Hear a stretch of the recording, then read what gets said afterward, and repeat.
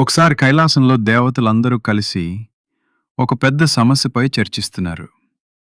లోకాల్లో అనేక కష్టాలు, అడ్డంకులు పెరిగిపోతున్నాయి. అప్పుడు శివుడు ఒక పరీక్ష పెట్టాలని నిర్ణయించాడు.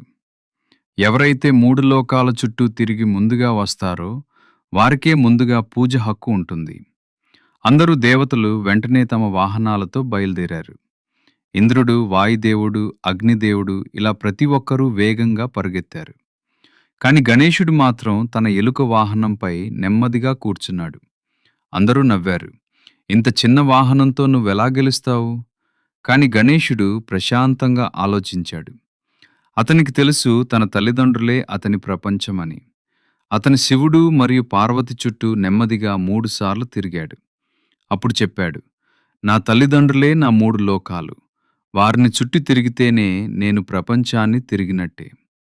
కొంతసేపటికి మిగతా దేవతలు అలసిపోయి తిరిగి వచ్చొచ్చారు. కాని గణేశుడు అప్పటికే అక్కడే ఉన్నాడు. అందరూ ఆశ్చర్యపోయారు. శివుడు నవ్వుతూ చెప్పారు, నిజమైన జ్ఞానం వేగంలో కాదు, అర్థంలో ఉంటుంది. ఆ క్షణంలోనే నిర్ణయం తీసుకున్నారు.